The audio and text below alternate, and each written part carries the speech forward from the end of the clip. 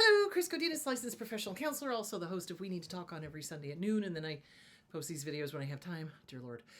This video is for educational and informational purposes only. The views and opinions stated herein are mine and mine alone. They do not represent the ACA, the APA, or any other damn therapist for that matter. Boom, shakalaka, done. I'd like to thank my sponsor, BetterHelp. BetterHelp, BetterHelp.com/Chris Godinez. They're an online therapy company. They are international. They have helped lots of people. I've gotten great feedback from people using them. So thank you. BetterHelp.com/Chris Godinez. Okay. The question today was, I can't see people's intentions. Should I keep isolating while I keep seeking professional help? And I'm not getting it. I don't understand people's intentions. What to do while locked in, since I have neighbors who seem to be very awful. So, okay.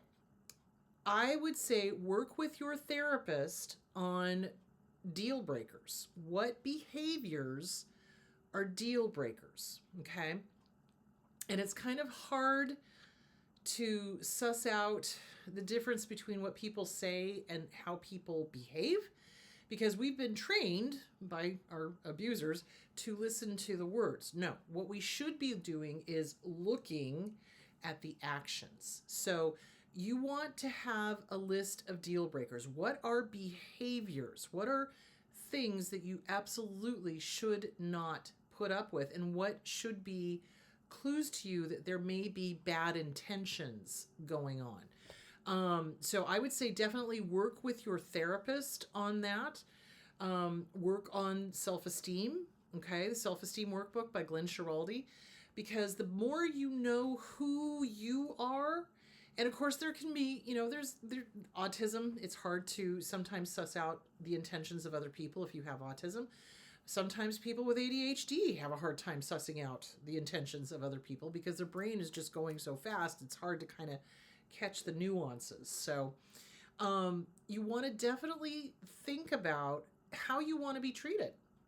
So if you've got neighbors that are bad juju and they've treated you poorly, avoid them. Yeah, for sure. And write out what you will not put up with. What are some behaviors or what are some actions that are red flags? What are your red flags? What tells you that this person is not a good person? It's basically if they've treated us well, if they've been kind, if they've been consistent. And that's what you're looking for, is the consistency. So abusers are sneaky because they'll do this intermittent positive reward thing where they're nice and kind and wonderful, and then all of a sudden they're awful and horrible, and then they're nice and kind and wonderful, and then they're awful and horrible, and the whole thing like that. And so it's confusing because we start living for the times when they're nice and kind, right? Or normal, or, whatever you want to call it. So you want consistency. Healthy, normal people don't do this radical up and down, up and down, up and down, up and down. It's more like, little bumps. Sometimes people do stupid things, that's for sure, but it's never with malice, okay? With abusers, it's always with malice. They mean to do mean things. They mean to be awful. So you want to look for consistency. What is the consistent behavior? If their consistent behavior is them being asshats, then no, you don't want anything to do with them.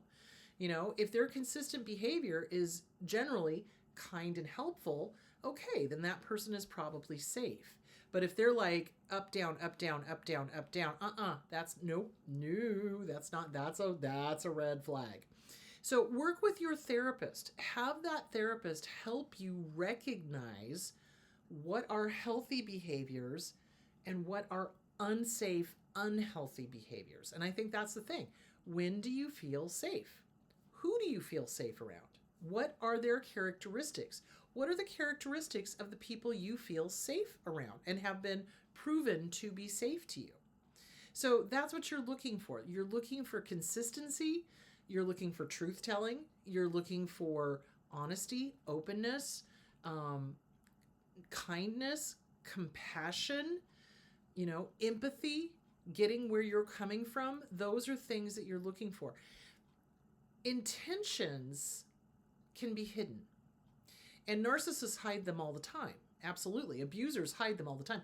If a narcissist came out of the gate being full-blown, malignant, dark triad, dear God, none of us would have anything to do with them ever, right? But they don't. They're sneaky. They come out and they're like, I love you. You're the best thing ever. Blah, blah, blah, blah, blah, blah, blah. And then we fall for them. And then we get involved with them. And then the mask slips. And then they start their, I love you, I hate you, I love you, I hate you, love you, hate you, love you, hate you. You know, that whole thing. So you want to be careful of people who come on too strong. Okay, that's kind of a red flag. That's very much a red flag. Because narcissists need to come on strong to get you hooked and get you in their grasp, you know.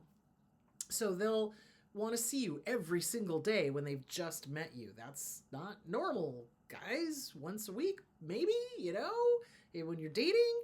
But they'll want every day, every day, every day, every day. They'll push for sex very quickly. They'll push, you know, for physical contact very quickly because they want to get those oxytocins going so that they can get you connected to them, you know, because the oxytocin is what bonds babies and mommies together. And so oxytocin also bonds couples together because we're used to the oxytocin. So, yeah, you want to be careful of anybody who comes on too strong, is too good to be true, is, you know, love bombing, you know, that whole thing. You can't trust that. That's not healthy. That's not natural. That's not normal. So work with your therapist on what are healthy boundaries. Boundaries would be really good. Healthy boundaries. What are healthy ways of interacting? What are healthy ways of behaving? You know, who do you feel safe around? More of that, less of the neighbors that are apparently abusive. So, but yeah, intentions can be hid, especially by narcissists. They absolutely, narcissists, dark triads, they hide their intentions. They don't come straight out and go, listen, sweetheart, I'm going to love bomb you for a few weeks, maybe a month. Then the insults are going to start. Then you're going to start doubting yourself. Then you're going to hate yourself. And then I'm going to leave you. If they did that, the world would be so much easier to deal with. But they don't. They come out and they're like, oh, you're the best thing that ever happened to me. I'm your friend. I'm your blah, blah, blah, blah, blah, blah, blah. Oh, please. Yeah. So you want to work with a therapist. You want to figure out what are the safe people in your life? What characteristics do they have? And seek out more of that. So as for intention, it's you got to watch the behavior. It's a pattern. So you watch for patterns is what you're doing.